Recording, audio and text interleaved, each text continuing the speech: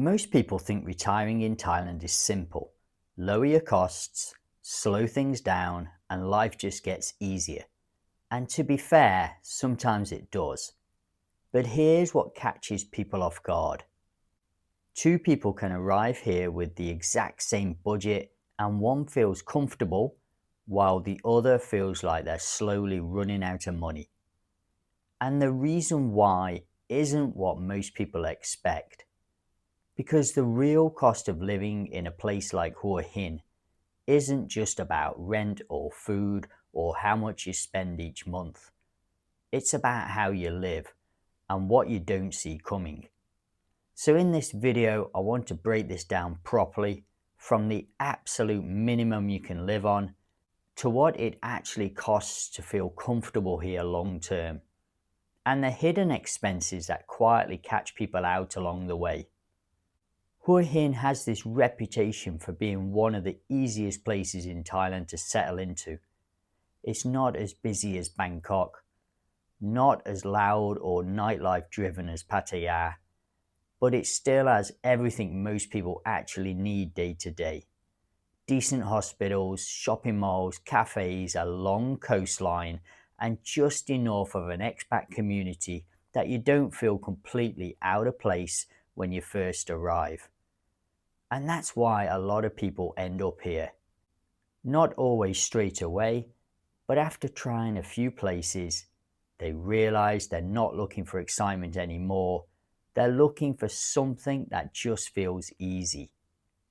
But here's where it gets interesting, because Hua Hin can be incredibly affordable or surprisingly expensive. Depends on how you set your life up here. You've got modern condos near the center, quiet houses further inland, beachfront properties, and simple local apartments that cost a fraction of everything here. And the difference between those choices isn't small. It completely changes how far your money goes and how your day-to-day life feels.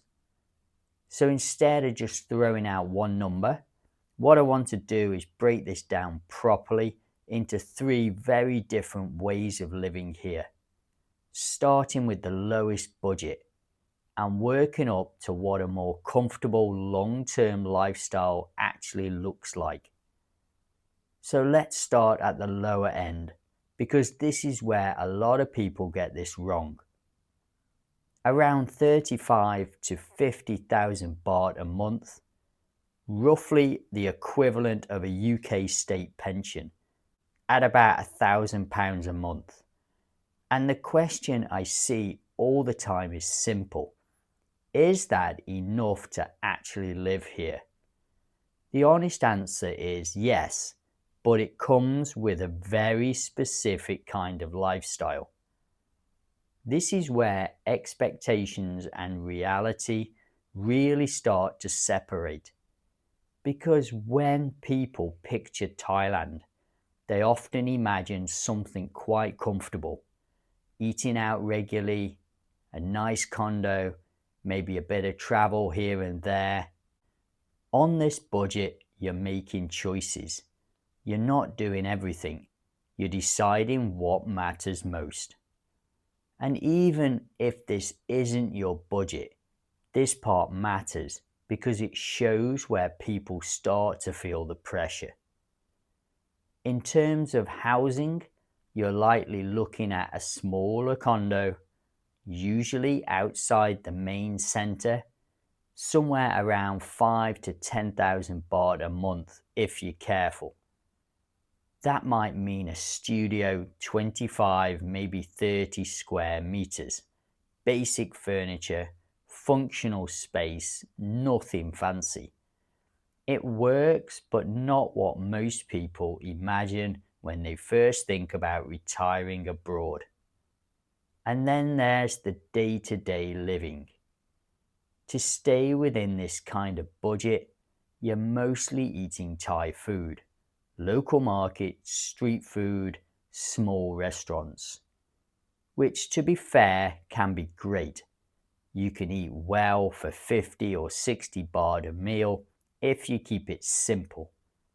But the moment you start leaning into Western habits, coffees, breakfasts, imported foods, the numbers start moving quickly. And that's where a lot of people get caught out. And here's something that most people don't realize until they're already here. The difference between struggling and feeling comfortable often isn't thousands per month. Sometimes it's just one or two decisions you made at the start.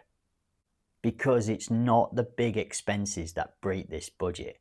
It's the small lifestyle upgrades that slowly add up. Transport is another factor. On this budget, you're almost certainly using a scooter, either renting or buying something simple. It gives you freedom, but it also means adapting to driving here, which isn't for everyone.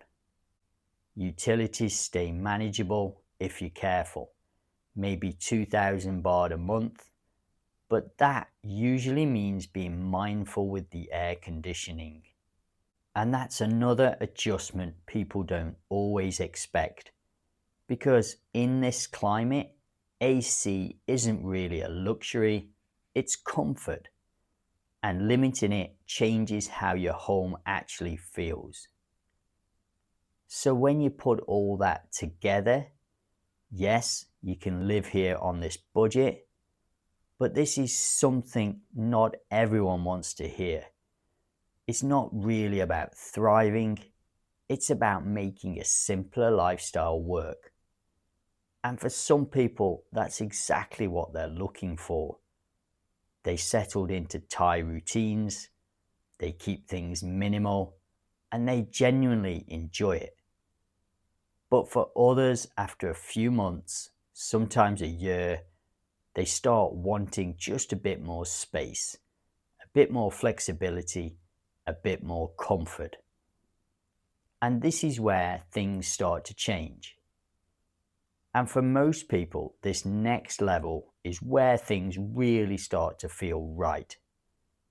Once you move into the 60 to 90,000 baht range, everything becomes a bit more flexible, a bit more comfortable, and importantly, a lot more sustainable long term.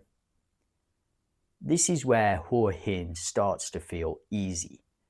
You're no longer making constant trade-offs. You're choosing how you want to live, rather than just managing what you can afford. In terms of housing, this is where you start to see the real shift. Instead of a small studio, you're looking at a 1 or 2 bedroom place, either a decent condo near the center or even a small house a bit further out. Something with space, somewhere you can actually settle in, not just stay.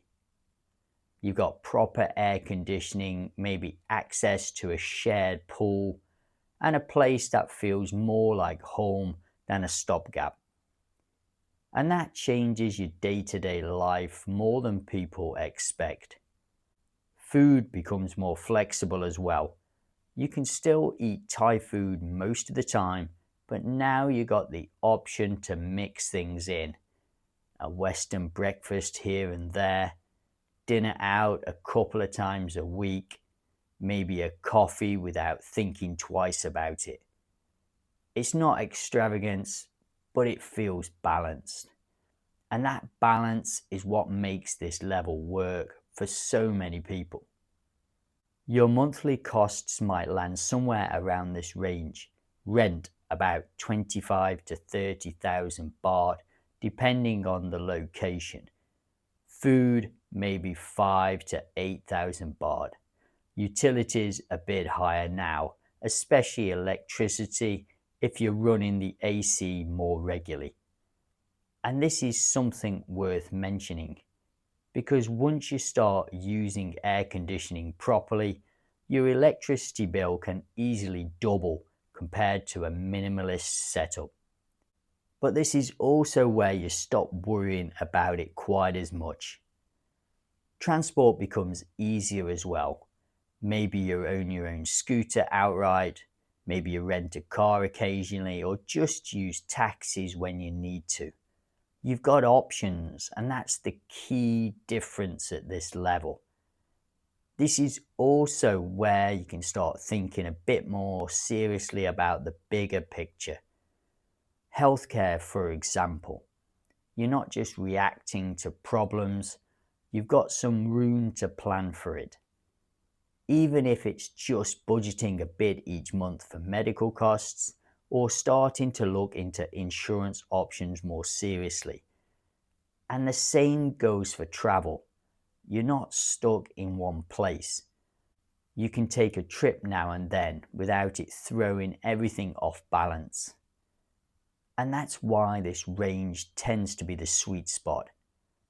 It's not about luxury, it's about having enough room to enjoy where you are without constantly thinking about what things cost. And then there's another level again, a version of Hua Hin that feels very different from everything we've talked about so far. Once you move beyond that 100,000 baht per month mark, you're not really thinking in terms of budget anymore. You're thinking in terms of comfort. And more importantly, consistency. This is where day-to-day life becomes very straightforward. You're not adjusting your lifestyle to fit your budget. Your budget comfortably supports your lifestyle.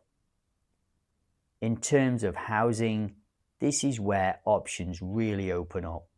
Pool villas, larger homes, modern developments, places where you've got space, privacy, and a bit of quiet around you. You might have a cleaner come in a few times a week, someone looking after the garden or the pool, and those small things make a bigger difference than people expect. Not because they're luxurious, but because they simplify your life. You're not spending your time managing things, you're just living. And that carries through into everything else. If you want to eat out, you go. If you want to travel, you book it. If something breaks, you fix it without hesitation. There's no second guessing, no mental calculations before small decisions. And that's really what this level gives you. Not extravagance, but the absence of stress. Healthcare becomes much easier to navigate as well. You're more likely to have proper insurance in place. And if you need to use private hospitals, you're doing it from a position of confidence, not concern. And that peace of mind becomes more important with time. Because one thing that changes in retirement is that unexpected costs matter more. You're not earning your way out of problems anymore. You're relying on what you've already built. And this level of budget creates a buffer against that. So when people talk about Hua Hin feeling like an easy place to live, this is often the version they're experiencing. Not necessarily a flashy one, but a stable, comfortable, low-friction way of living. But there's another side to this that doesn't always get talked about properly. And it's often the part that catches most people off guard after they've already settled in. The smaller costs, the hidden ones, that don't seem like much individually, but they add up over time. And this is where things can quietly shift if you're not paying attention. Electricity is probably the first one most people notice. On paper, it doesn't look like a big expense, but once you're living here full time, especially through the hotter months, air conditioning becomes part of your daily routine. And that's where the numbers start to climb. It's not unusual to see bills jump to 4, 5 or even 6,000 baht a month, depending on where you live and how you live, obviously. And it's one of those costs that people tend to underestimate before they arrive. Then there's maintenance, particularly if you're moving to a house or a villa. Pools don't take care of themselves. Gardens grow quickly in this climate, and even smaller things like general wear and tear tend to happen faster here than people expect, especially near the coast.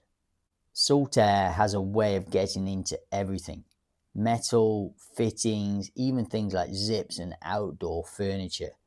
It's not a major issue, but it's constant. And over time, it becomes part of your cost of living by the sea. Healthcare is another big one, and it becomes more relevant the longer you stay. Day-to-day medical costs in Thailand are still relatively affordable, especially for routine visits. But once you start looking at insurance, particularly over the age of 60, the number can change quite quickly. A decent policy can run into tens of thousands of baht per year, sometimes more depending on the coverage. And while some people choose to self-insure, that comes with its own risks, because private hospitals here are excellent, but they're not cheap when something serious happens. And then there's the visa side of things. It's not something you feel day to day, but it sits in the background of your financial planning. The 800,000 baht requirement for a retirement visa is money that needs to be there, but not really used. So while it's not a monthly expense, it's part of the bigger picture. And this is really the point of all this. None of these costs on their own are overwhelming, but together they shape how sustainable your life actually is over time. And this is where expectations and reality can start to drift apart a little. Not because anything has gone wrong, but because the full picture wasn't clear from the start. And this is something that doesn't always get enough attention. Where you choose to live within Hua Hin can completely change how far your money actually goes. Not just slightly, but dramatically. Because even though Hua Hin isn't a huge place, the lifestyle differences between areas are very real. If you stay close to the centre, around places like Soi 94, Blueport, the main beach areas, everything is within reach. Shops, restaurants, hospitals, cafes, it's all right here. And for a lot of people, especially when they first arrive, that convenience feels worth it, but you do pay for it. Generally, rents are higher and day-to-day spending tends to creep up as well, simply because everything around you is more accessible. It's easier to go out more, easier to spend a bit more without really noticing. Now, even if you move slightly inland, areas like Hin Lek Phai, things start to shift. You get more space for your money, houses instead of condos, quieter surroundings, a bit more of a residential feel. But that comes with a trade-off. You'll need transport. Day-to-day life becomes a bit more planned, a bit less walkable. Some people love that. Others find it a little isolating over time. Head further south towards Khao Takiab or Khao Tao, and you'll start to get a different balance again. Still coastal, often a bit quieter than the main town, with a mix of newer developments and more relaxed surroundings. Prices vary quite a bit here depending on how close you are to the sea. But for many people, it feels like a middle ground between convenience and calm. And then there's the option a lot of people don't seriously consider at first, looking just outside Hua Hin altogether, places like Prambury or Chatham. You're only 20 or 30 minutes away, but the difference in value can be noticeable. More space, quieter environment, and in many cases, lower costs for similar properties. And this is really the key point. Two people with exactly the same budget can have completely different lifestyles here, purely based on where they choose to live. One might feel stretched in the center, while another, just a bit further out, feels completely comfortable. And this is where things start to change again, because it's not just about how much money you have, it's about how you position yourself within the place you're living. But there's one more layer to all of this that's easy to overlook, especially when you're focused on the numbers today. And that's what happens over time. Because retirement isn't just about getting here. It's about being able to stay here comfortably for the next 10, 15, even 20 years. And things do change. Not dramatically overnight, but gradually in ways that adds up. Prices in Thailand have been edging up over the years. Food, electricity, services, nothing extreme, but enough that over time, your monthly costs don't stay exactly where they started. And then there's the exchange rate, something you don't really think about day to day, but it can quietly shift how far your income goes, especially if you're relying on a fixed pension from overseas. Some years it works in your favor, other years it doesn't. And over the long term, those fluctuations matter. But perhaps the biggest factor is something a bit more subtle: lifestyle creep. It doesn't happen all at once. It's just small changes. Maybe you start going out a bit more, using air conditioning more freely, upgrading where you shop or eat, traveling more often because it's so accessible. None of it feels excessive. In fact, it often feels completely reasonable. But over time, those small upgrades become your new normal, and your comfortable budget quietly becomes your minimum. And this is where having a buffer becomes important.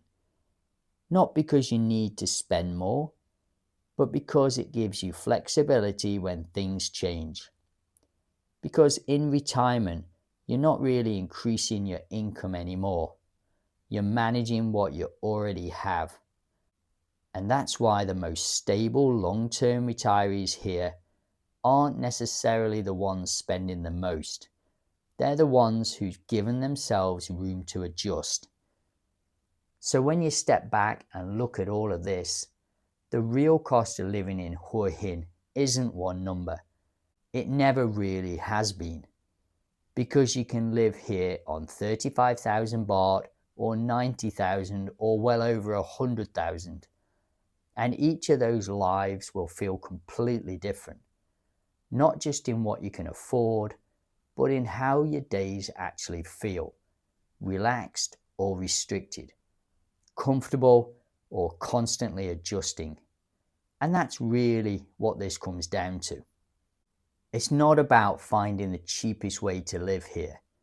It's about finding the version of this lifestyle that actually works for you. Because Thailand can absolutely offer a better quality of life, slower pace, lower costs, a different kind of routine. But it rewards realism. It rewards people who understand the trade-offs and plan around them properly. The people who tend to do well here long term aren't always the ones with the biggest budgets. They're the ones who've matched their expectations to the reality on the ground. They know what matters to them and they've built their lifestyle around that. And once you get that balance right, Hua Hin can be a very easy place to live. If you enjoyed today's video, could you do me a massive favor and press the subscribe button? really helps the channel to push to other people like yourselves who want to retire in Thailand. Thanks for listening, and I'll see you on the next one, guys.